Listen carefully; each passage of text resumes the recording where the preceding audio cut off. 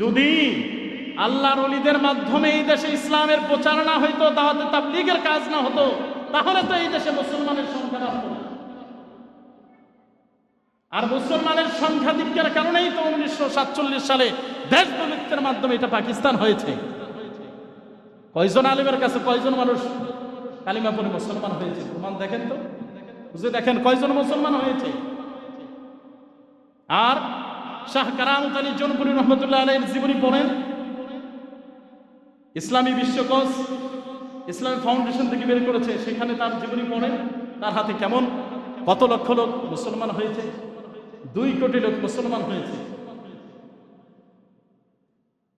তারপরে আপনারা খাজা মুঈনুদ্দিন চিশতি আজমিরি সানজির রহমতুল্লাহ আলাইহির হাতে 90 লক্ষ লোক মুসলমান হয়েছে। বলেন না সুবহানাল্লাহ। কয়জন আলেমের কাছে 1000 লোক মুসলমান হয়েছে? কয়জন আলেম আছে বের করেন? সেই আল্লাহর ওলিদের আমরা ভুলে যাচ্ছি, ওলিদের অবদানকে ভুলে যাচ্ছি, যার কারণে বাংলাদেশে স্বাধীনতা সার্বভৌমত্ব টিকিয়ে রাখাই এখন কঠিন হয়ে যাচ্ছে। আজকে আল্লাহর ওলিদের বিরোধিতা করা হয়, আল্লাহর ওলিদের দরবারে হামলা করা হয়। একটা নিউজ, শেরপুরে একটি দরবারে হামলা করেছে, আমাদের মতোই দাড়ি টুপি জুব্বা পাগড়িও আছে, তারা হামলা করে সেখানে ভাঙচুর করে মসজিদে পর্যন্ত আগুন জ্বালিয়ে দিয়েছে। বলুন না নাউজুবিল্লাহ। মুর্শিদপুর দরবার নামে একটি দরবার আছে শেরপুরে, বিশাল একটা দরবার, সেখানে মসজিদে পর্যন্ত আগুন জ্বালিয়ে হামলা করেছে। তোমরা মসজিদে আগুন জ্বালাও আর এদিকে তোমরা ভর্তি পাহারা দাও। তোমরা কেমন মুসলমান? তোমরা কেমন ইমানদার? তোমরা কেমন ইসলাম প্রতিষ্ঠা করতে চাও? তোমরা কিসের নামাজ পড়ো, যেই নামাজ তোমাদেরকে মানুষের জানমাল নিরাপত্তা দেওয়া শিখায় না, মানুষের জানমালকে হরণ করা শিখায়?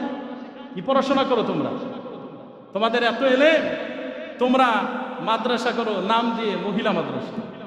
একটা মেয়ে মহিলা হয় কখন, এই জ্ঞানও তোমাদের নাই, আর তোমরা করো অহংকার। ওটা হবে বালিকা।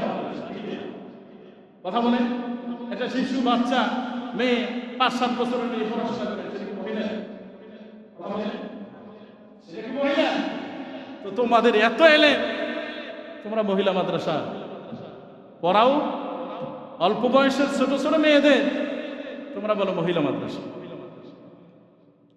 তোমরা নুরানি মক্তব মাদ্রাসা খুলে লেখো জামিয়া। জামিয়া তো বলা হয় যেটা ইউনিভার্সিটি লেভেলের প্রতিষ্ঠান, সেটাকে সর্বোচ্চ শিক্ষা যেখান থেকে নেওয়া যায় সেটা হচ্ছে জামিয়া ইউনিভার্সিটি। আর বক্তব্য খুলে লেখে জামিয়া, বক্তব্য খুলে কি লেখে? আর এই ধরনের বড় বড় মুফতি নামে ভণ্ডগুলি তারা ইসলামকে বিকৃত করে মানুষের ঈমান ও আমলকে নষ্ট করে দিচ্ছে। তারাই আল্লাহর ওলিদের বিরোধিতা করে। যারা সত্যিকার অর্থেই মুফতি হয়, মুহাদ্দিস হয়, এলেম রাখে, তারা আল্লাহর ওলিদের বিরোধিতা করে না। কারণ আল্লাহর ওলিদের ওয়াজ তো আল্লাহ নিজে করেছেন। আল্লাহর কোরআনুল কারীমের সূরাতুল ইউনূসের 11 নম্বর পারা 15 নম্বর পৃষ্ঠার শুরুতে এসেছে, আলা সাবধান জেনে রাখো, ইন্না আউলিয়া আল্লাহি লা খাউফুন আলাইহিম ওয়া লা হুম ইয়াহজানুন। আল্লাহর ওলি যারা, আল্লাহর ওলিদের ক্ষেত্রে আল্লাহ পাক বলেছেন তাদের কোনো ভবিষ্যতের কোনো ভয় নাই, অতীতের কোনো দুশ্চিন্তা নাই। সুবহানাল্লাহ। ইন্না আউলিয়া আল্লাহি লা খাউফুন আলাইহিম ওয়া লা হুম ইয়াহজানুন। নিশ্চয়ই আল্লাহর ওলিদের ভবিষ্যতের কোনো ভয় নাই, অতীতের কোনো দুশ্চিন্তা নাই। সুবহানাল্লাহ। ওলির বহু বচন আউলিয়া। ওলির বহু বচন কি? কথা বলেন। ওলির বহু বচন আউলিয়া। তাইলে ওলিউল্লাহ, ওলিউর রহমান, যারা আল্লাহর ওলি তারা আল্লাহর বন্ধু। বলুন না সুবহানাল্লাহ। এই জন্যই বলা হয় ওলিউল্লাহ। তাহলে আউলিয়াদের কথা কোরআনে আছে না নাই? কথা বলেন। তাহলে আউলিয়াদেরকে অস্বীকার করা যাবে? অস্বীকার করলে তো ঈমান চলে যাবে। আউলিয়াদের অস্বীকার করলে কোরআনকে অস্বীকার করা হবে। আল্লাহর ওলিদের অস্বীকার করলে কোরআনকে অস্বীকার করা হবে, হাদিসকে অস্বীকার করা হবে। তাইলে ঈমান থাকে না যায়? কোরআনুল কারীমের একটি সূরা নয়, একটি আয়াত নয়, একটি শব্দ নয়, একটি অক্ষর কেউ যদি অবিশ্বাস করে তাহলে তার ঈমান চলে যাবে। এটা পরিষ্কার ফতোয়া, এখানে কোনো সন্দেহের অবকাশ নেই। আল্লাহর কোরআনকে অবিশ্বাস করা যাবে? কোন একটি আয়াতকে, কথা বলেন, কোন একটি শব্দকে, কোন একটি অক্ষরকে, কোন একটি বর্ণের হরফের জের জবরকে অস্বীকার করার কোনো সুযোগ নেই। তাইলে যারা আল্লাহর ওলিকে অস্বীকার করতে চায়, যারা আল্লাহর ওলিদের বিরোধিতা করে, তারা তো কোরআনকেই অস্বীকার করে। ঠিক কিনা বলেন? হ্যাঁ, আল্লাহ পাক বলেন আল্লাহর ওলি কারা? আল্লাযীনা আমানু। পরবর্তী আয়াতে আল্লাহ পাক বললেন আল্লাযীনা আমানু, যারা ঈমানদার, যারা ঈমান এনেছে, ওয়া কানু ইয়াত্তাকুন, এবং তাকওয়ার উপর যারা প্রতিষ্ঠিত রয়েছে, তারা আল্লাহর ওলি। বলেন না সুবহানাল্লাহ। তাদের ক্ষেত্রে আল্লাহ পাক সুসংবাদ আরো দিচ্ছেন, লাহুমুল বুশরা ফিল হায়াতিদ দুনিয়া ওয়া ফিল আখিরাহ। আল্লাহ পাক বলেন তাদের জন্য রয়েছে সুসংবাদ দুনিয়াতে এবং আখিরাতে। বলুন না সুবহানাল্লাহ। তোমরা মাদ্রাসার নামে মাদ্রাসা প্রতিষ্ঠা করে রাস্তাঘাটে ছাত্রদেরকে নামিয়ে দাও কালেকশনের জন্য, নামাই কি নামায় না? হ্যাঁ, ভিক্ষাবৃত্তি ছাত্রদেরকে শেখাও। তোমরা মাদ্রাসার কোমলমতি শিশুদেরকে রাস্তায় নামিয়ে ভিক্ষাবৃত্তি শেখাও। আল্লাহর কাছে তো এই হাত উত্তম এই হাতের চেয়ে, ঠিক কিনা বলেন? হ্যাঁ, মাদ্রাসার ছাত্রদেরকে এইভাবে তোমরা নামাও। তারপরে তোমরা এইভাবে চেয়ে চিনতে চেয়ে তারপরে যাকাত ফিতরা খেয়ে তোমরা পড়াশোনা করো। এই জন্য তো তোমরা কোরআন পড়ো ঠিক, হাদিস পড়ো ঠিক, কিন্তু কোরআন এবং সুন্নাহর সঠিক বুঝ তোমাদের ভিতরে আসে না।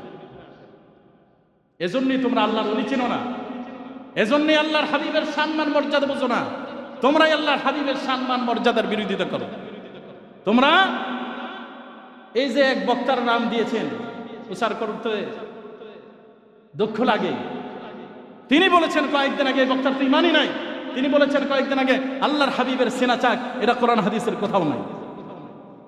অথচ আল্লাহর হাবিবের সিনা চাক 4 বার করা হয়েছে। আমি দলের বিরোধীতে নয়, আমি এই ব্যক্তিগুলির বিরোধী, এই কথার বিরোধী, এই ভুলের বিরোধী। আমির হামজা বলেছেন, আমির হামজা তিনি বলেছেন আল্লাহ হাবিবের সিনা চাক এটা মিথ্যা, এটা কোরআন হাদিসের কোথাও নাই। এই লোকটার তো ঈমান চলে গেছে, আগে তওবা করে ঈমান ফিরিয়ে আনতে হবে, তারপরে ওয়াজ শোনা জায়েজ হবে। তার আগে তার ওয়াজ শোনাই জায়েজ হবে না। ইমানদার ইমানদারের কথা শুনবে, ইমানদার ইমানদারের কথা মানবে। ইমানদার ইমানদারের কথায় যদি চলে তাহলে তার ঈমান বাড়বে, তার ঈমান মজবুত হবে। আল্লাহ পাক যেন আমাদেরকে সঠিক বুঝ দান করে, আমরা যেন আল্লাহর ওলিদের বিরোধিতা না করি, কোরআন সুন্নাহর সঠিক বুঝ বুঝে যেন আমরা আমল করি। তাহলেই প্রতিদান পাওয়া যাবে, পরিত্রাণ পাওয়া যাবে, তাহলেই জান্নাতে যাওয়া যাবে, নচেৎ যাওয়া যাবে না। আল্লাহর ওলিরা আল্লাহর হাবিবের মহব্বত শেখায়, আল্লাহর হাবিবের তাজিম শেখায়।